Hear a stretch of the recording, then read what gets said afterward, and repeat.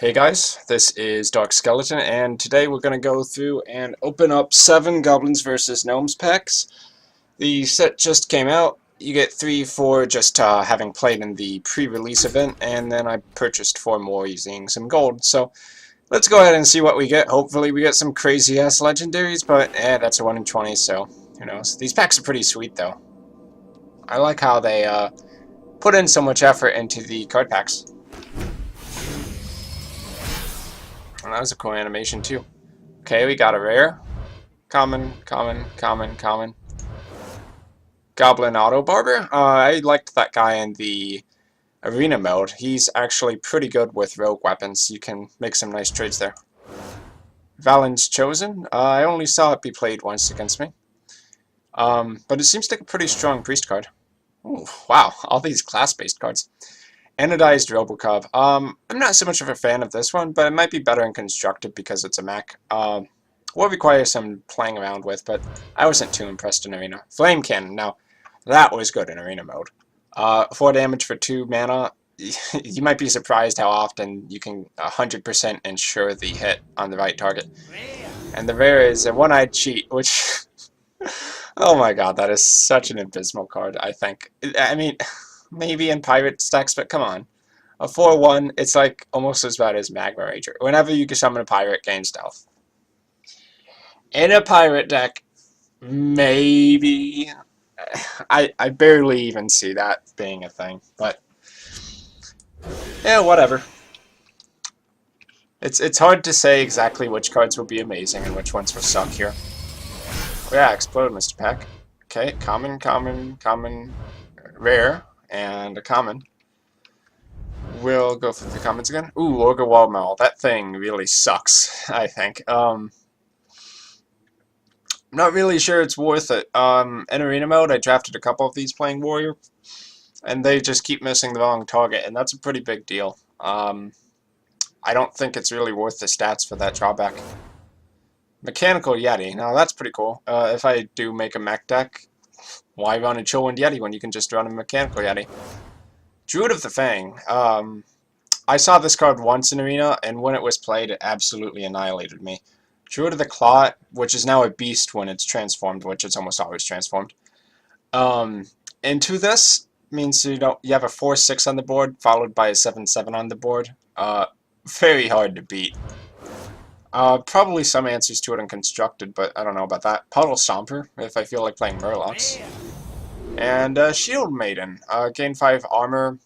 I don't know how I feel about this card. It's hard to say. It might have some synergy with the Siege Engine, which gains 1 attack for every time you gain armor, but I don't really have too much hope for that card. I don't think it'll be that great, but we'll have to see. Next pack. Is that animation slightly different? Common. Okay, 2 rares. Nice. Anodized Robocub. Okay, 2 of them now. Seal of Light. I don't know how I feel about this common either. I think in many circumstances, Heroic Strike might be better. This might work out in like a aggressive Paladin deck or a spell-heavy one. You could use it in conjunction with like a Light's Justice to get a 3-attack swing and heal yourself for 4. It's not the worst card in the world. I'll have to see if there's any decks that fit it. And another Puddle Stomper. The Murloc synergy is real. Rare 1. Bomb Lobber. Okay, Bomb Lobbers were really sick in Arena. I don't know about Constructed, but that deal 4 damage as a Battlecry effect is insanely strong. Might be really good with Shadow Step or something like that. And a Goblin Experimenter. Draw a card. If it's a minion, transform it into a chicken. Alright, I haven't actually played this card, I know about it, but I think it's best in spell-based decks, but is it any good? Hard question. I'm leaning on the negative side of things for that. 3-2 for that drawback of turning a card into a chicken is not that great. Okay, we have a rare. And 4 more comments. Not many epics or anything. Clockwork Gnome, pretty solid mech card, I believe. Death Rattle, add a spare part card into your hand. Might make a decent 1-drop. Ship's Cannon, if I feel like doing the Pirates thing.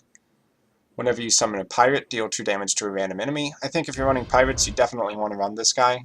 He's 2 damage is quite good. Knife Juggler is good enough, but if you're playing a pure pirate deck, that's a lot of damage. Another Mechanical Yeti, nice. Force Tank Max. Now, I underestimated this card when I first saw it, but having a Divine Shield on a 7 attack minion is actually a pretty big deal.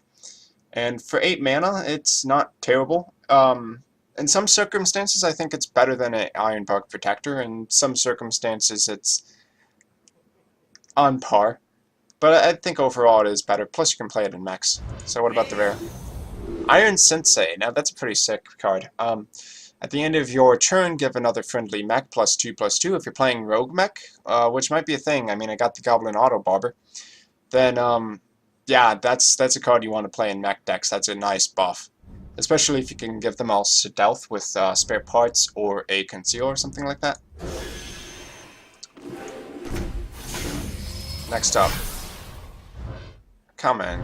Rare. Common. Ooh, epic. Sick. Finally. Okay. Force Tank Max. Another one. Can't hurt. Seal of Light. Can't hurt. And Piloted Shredder. That's a very, very good common. I think this is one of the best, or maybe not the best cards, but one of the most common cards we'll see in Goblins versus Gnomes.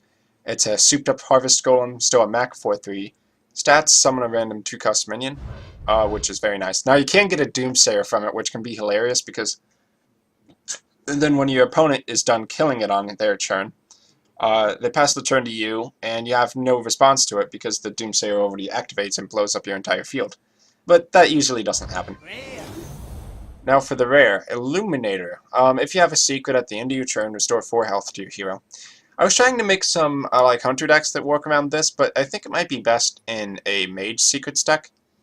Something that's very, very stally, and you just want the healing there. If you play a ton of secrets, like you got your counter spells, you got your mirror entities, maybe ice blocks or something like that, then Illuminator could be quite good. It'll require some experimentation, but yeah, for mages, and maybe to a lesser extent, hunters and paladins, could be quite good in a stall deck or just any deck that needs to heal itself. Now, what about the epic? Shadow Bomber, okay.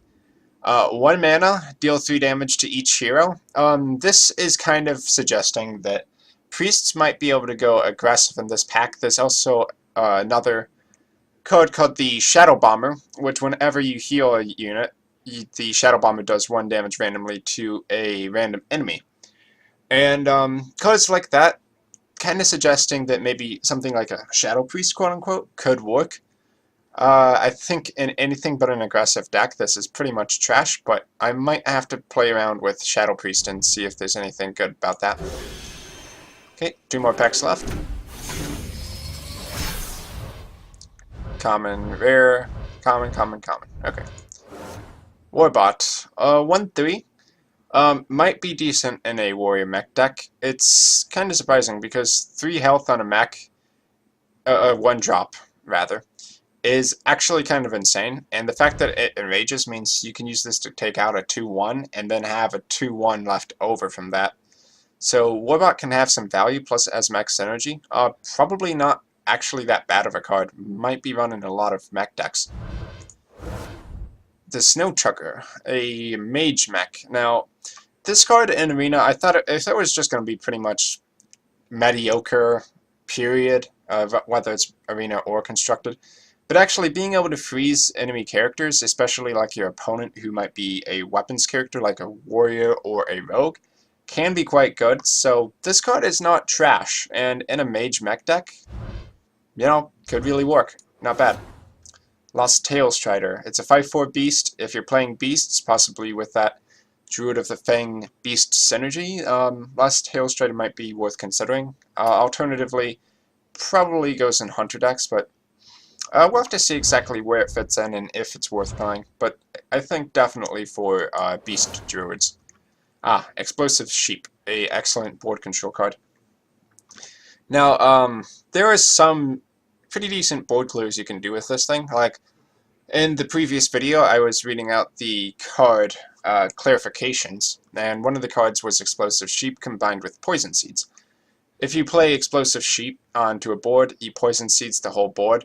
Everything turns into a 2/2 token, and then Explosive Sheep's effect will kill them all off.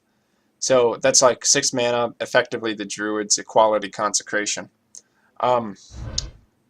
Death Rattle, deal 2 mana, 2 damage to all minions, could be pretty good for board control. And I think it might also be really good in Mage, because Mage, 4 mana, you play this, you kill it off immediately, do 2 damage to the board. Kind of like a Ghetto Consecration, but could be pretty good. Now, what about the rare? Grove Tender, okay. I'm not really sure what this card fits in, but you choose one, give each player a mana crystal, or each player draws a card. It has 2/4 stats, which is okay. This card would be amazing if it didn't also give your opponent the same effect. I saw a couple people speculating maybe throwing it into a Ramp Druid because a Ramp Druid really benefits from that extra mana crystal.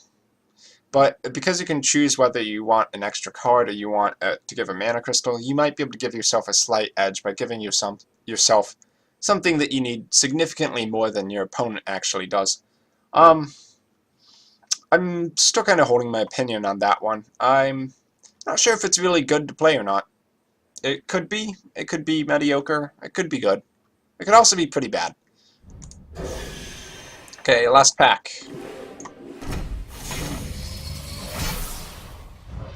Rare. Common, common, common, common. Okay. So, not the most fruitful set of packs, but I'm sure I'll pick up more packs in the future. Burly Rockjaw Trog. Effectively Ascension Shieldmaster without the taunt, but a little bit of anti-spell going on there. Whenever your opponent casts a spell, gain +2 attack. It's not bad. In Arena, it works out sometimes because it kind of messes with your opponent's play. They can't necessarily do what they wanted to do because otherwise they'll be buffing your creatures up. Is it good and constructed? Maybe in very specific decks like an anti-spell deck, but we'll have to see. Flying Machine, a 1/4 Wind Fury. Now, this card's weak on its own. Obviously, you want to be able to buff it up. I think one of the best synergies for this card is the epic called a Hobgoblin, which is a 3 mana 2/3 that whenever you play a one attack creature, you immediately give it +2/+2, which would buff this up to a 3/6 Wind Fury, which could be quite good. Could also be good with Mark of the Wild. Maybe even Blessing of Kings. That would actually be crazy. A 5/8 Wind Fury. And that would be on turn 4 as well. You play this turn 3, then buff it up on turn 4.